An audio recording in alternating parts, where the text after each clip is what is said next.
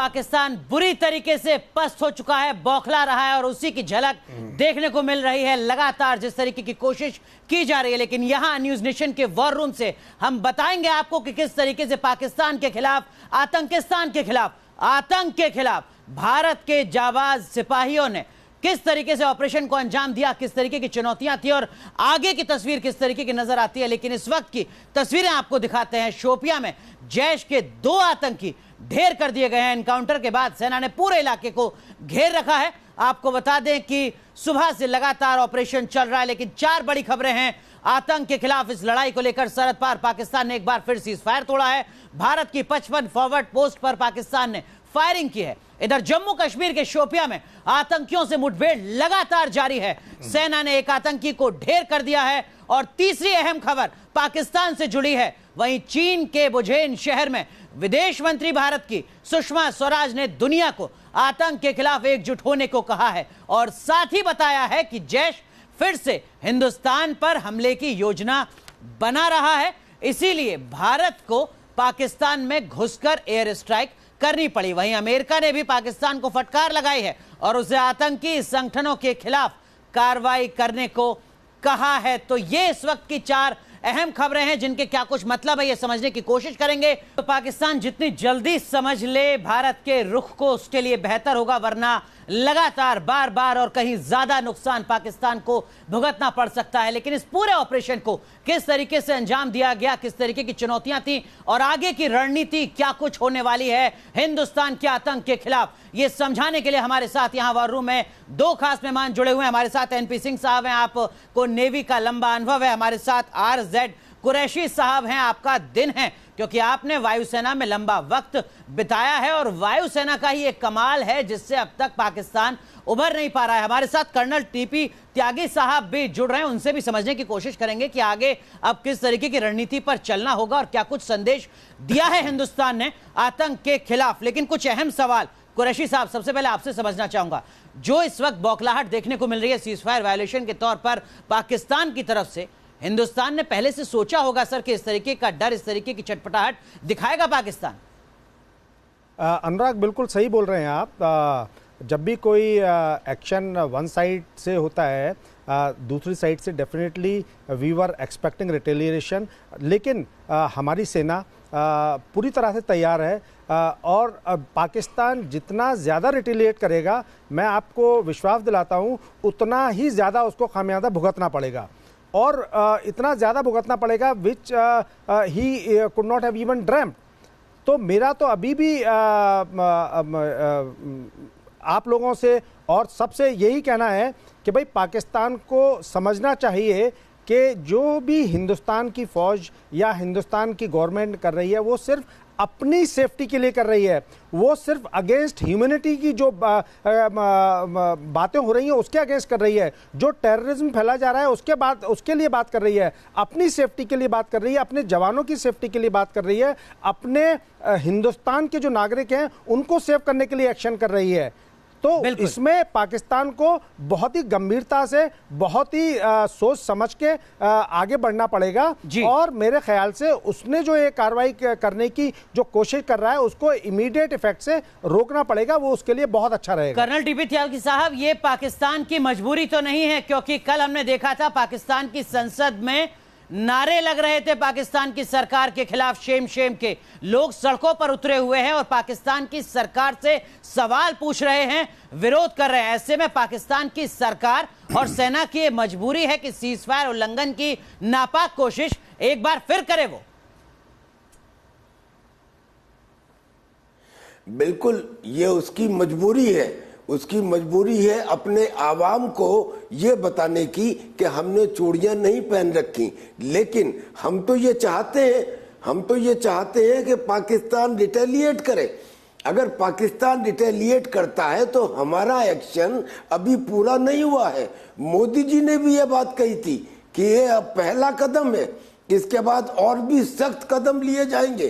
तो हम तो ये चाहते हैं कि वो रिटेलिएट करे, और जितना रिटेलिएट करेगा उतना ही वो ज्यादा फंसेगा, क्योंकि अगर रिटेलिएट करता है तो यूएनओ में गिड़गिड़ा के कैसे जाएगा, और अगर नहीं रिटेलिएट करता है तो अपने देश की जनता को क्या बताएगा। जितनी खराब छछूंदर जैसी स्थिति आज पाकिस्तान की है, यही हम चाहते थे, ये बिल्कुल ठीक हुआ है। और ये जो एक्शन है कि उसने 55 चौकियों के ऊपर सीज फायर का उल्लंघन किया, सीज फायर का उल्लंघन तो वो पिछले 30 साल से हर तीसरे दिन कर रहा है। बिल्कुल, ये कोई बड़ा एक्शन नहीं है, और इसका जवाब भी दे दिया गया है। माकूल 350 आतंकी ट्रेनर, रिश्तेदार, पूरे के पूरे कुनबे को खत्म किया है, उसके बाद अगर सीजफायर का वायोलेशन करता है पाकिस्तान, कहीं अपने पैर पर एक बार फिर कुल्हाड़ी तो नहीं मार रहा है?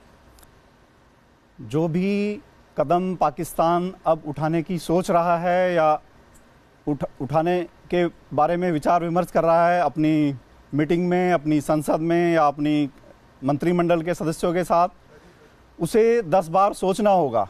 भारत ने अभी तक जो भी कार्यवाही की है, जो कुछ भी किया है, वो एक आक्रमण या एक मिलिट्री कार्यवाही नहीं है। यह बहुत साफ कर दिया है हमारी विदेश मंत्री ने कि हम सिर्फ आतंकवाद पे चोट की है, हमने उनके किसी भी सिविलियन को, किसी भी मिलिट्री एस्टेब्लिशमेंट को कोई नुकसान नहीं पहुंचाया है। और वो जब इस बात को कह रहे हैं कि हमारे यहाँ कुछ नुकसान नहीं हुआ है, तो फिर रिटेलिएशन क्यों कर रहे हैं? फिर बौखलाहट क्यों है? बौखलाहट क्यों है? इतनी बौखलाहट क्यों है? फिर क्यों शेम शेम के नारे लग रहे हैं पाकिस्तान की संसद में इमरान खान सरकार को लेकर? लेकिन कुरैशी साहब, जिसका जिक्र भी यहां पर एनपी सिंह साहब ने किया कि देखिए साहब, हम दावा कर रहे हैं कि हमने पाकिस्तान के अवाम को नुकसान नहीं पहुंचाया है। जब एयर स्ट्राइक होती है सर, तो यह कैसे मुमकिन हो पाता है कि जिसको निशाना लगाना है, जहां पर नुकसान पहुंचाना है, सिर्फ और सिर्फ वही नुकसान पहुंचे, सिर्फ और सिर्फ आतंकियों को ढेर किया जाए? अनुराग जी, ये क्या प्लान होता basically at the time of planning? Air strike का बेसिक एम रहता है कि to the point actually the target को हिट करना, और जब उसके पास पूरी इंटेलिजेंस से इनपुट्स रहती हैं चारों तरफ से, ये एक प्लान जब बनाया जाता है, उस टारगेट को ही अटैक किया जाता है। और आज मैं आपको ये बता दूं कि हिंदुस्तान के पास इतने अच्छे हथियार हैं, इतने अच्छे you can say electronic system है कि उसका प्रिसीजन कहीं जा ही नहीं सकता।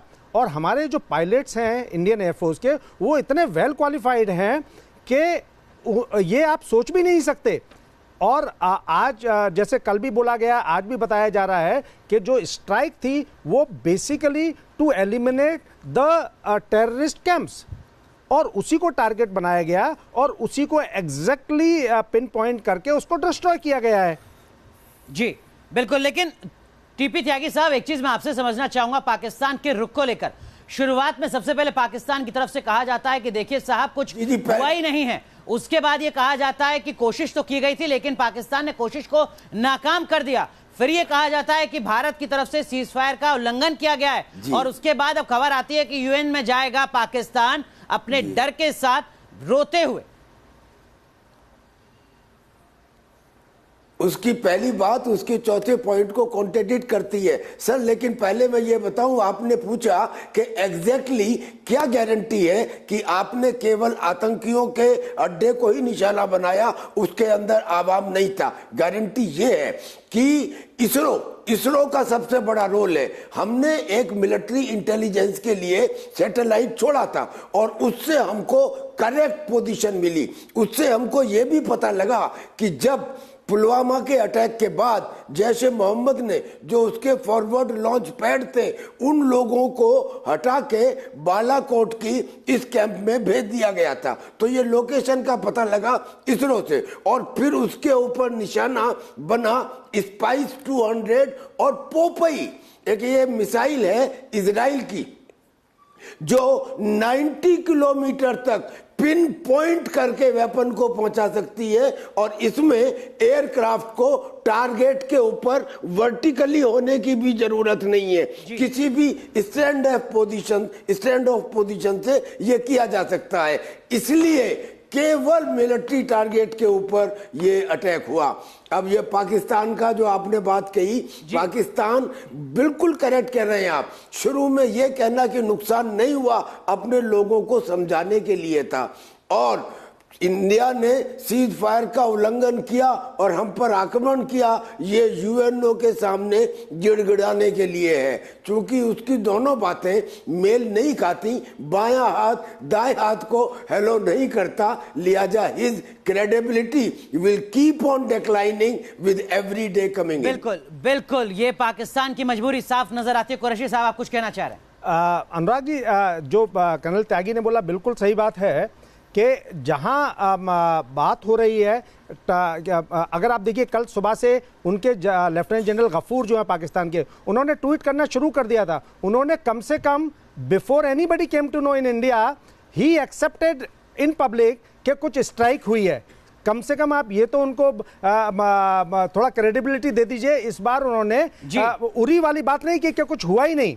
एयर स्ट्राइक हुई, बहुत अच्छी बात है। अब एयर स्ट्राइक जब हुई तो एयर स्ट्राइक वहां जो है ना जाके घूम के आने के लिए तो नहीं थी। बिल्कुल। और जब प्रिसीजन गाइडेड मिसाइल्स गई हुई हैं, जो लेजर गाइडेड मिसाइल्स गई हुए हैं, लेजर डिजिग्नेशन पॉड गए हुए हैं, तो वो क्या पिन पॉइंट नहीं करेंगे? ये बेसिक अंडरस्टैंडिंग है, इसको समझाने के लिए कोई जरूरत नहीं है। और पाकिस्तान डिक्लाइन करे या कुछ करे वो उसकी मर्जी है। लेकिन ये पाकिस्तान के डीएनए में है कि वो शुरुआत में इनकार ही करता है, जिसका जिक्र अभी कुरैशी साहब ने किया कि जब उरी की सर्जिकल स्ट्राइक हुई तब पाकिस्तान ने कहा कि कुछ हुआ ही नहीं है। 26/11 का आतंकी जब कसाब हमारे सुरक्षा बलों ने पकड़ा तो पाकिस्तान ने कहा कि कसाब तो पाकिस्तानी है ही नहीं। यह पाकिस्तान का डीएनए है, लेकिन किस तरीके के डीएनए को कैसे डिकोड किया जाए यह भी समझाएंगे आपको। तो आतंक को करारा जवाब दिया है हिंदुस्तान ने, आतंकिस्तान को करारा जवाब दिया है। 350 आतंकियों को ढेर किया। 21 मिनट की एयर स्ट्राइक के जरिए 12 मिराज उड़ते हैं और 21 मिनट के अंदर 350 आतंकियों को ढेर कर देते हैं। और यही देखिए, यही वो मिराज है जिसके बलबूते इस पूरे ऑपरेशन को अंजाम दिया गया है। आतंक पर अब तक की सबसे बड़ी कार्रवाई अगर मुमकिन हुई है तो इसी मिराज की वजह से हुई है, जिसको आप इस वक्त देख रहे हैं। क्या कुछ इसकी खासियत है, लगातार हम आपको बता रहे हैं, जिसके बलबूते सेना के जाबाज जवानों ने पाकिस्तान को, आतंक को करारा जवाब दिया है। यही वो मिराज है। लेकिन एनपी सिंह साहब, इस मिराज की बदौलत जो जवाब आतंक को मिला है, आतंकिस्तान को मिला है, क्या कुछ इसका असर आने वाले दिनों में देखने को मिलेगा? अनुराग, ये जो कार्यवाही भारत ने की है ये अनप्रेसिडेंटेड है। और हम हमेशा कहते रहे हैं कि हमारे जो आर्म्ड फोर्सेस हैं, हमारी नेवी, आर्मी, एयरफोर्स इतनी ज़्यादा प्रोफेशनल और कॉम्पिटेंट हैं, हमारे पास इतनी अच्छी मशीनें हैं, और उससे ज़्यादा important the man behind the machines, हमारे पायलट्स, हमारी टेक्निकल टीम्स, वो सब इतने कैपेबल हैं कि we are one of the best army, navy, air force in the world.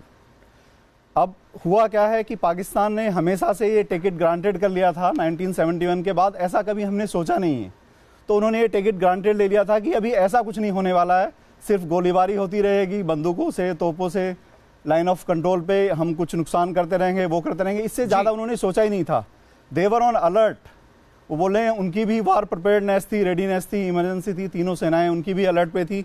उसके बावजूद भी किसी को पता नहीं चला और हम इतना बड़ा अंजाम दे सके। इससे दो चीजें बहुत क्लियर हो जाती हैं। तो पाकिस्तान समझ ले कि हिंदुस्तान पूरी तरीके से तैयार है, सिर्फ सेना की तरफ से नहीं, हर भारतीय तैयार है आतंक के खिलाफ एक करारा जवाब देने के लिए। पंजाब के मुख्यमंत्री तो 3 दिन तक इन्हीं तमाम सीमावर्ती इलाकों में कैंप करेंगे, यह संदेश देने के लिए कि इस मुद्दे पर अब सियासत नहीं है। हर राजनीतिक दल, हर राजनीतिक तौर पर सक्रिय नेता एकजुट है यह संदेश देने के लिए कि आतंक के खिलाफ इस बार की लड़ाई आर या पार की है। सख्त और सीधा संदेश पाकिस्तान को जितनी जल्दी समझ ले उतना बेहतर।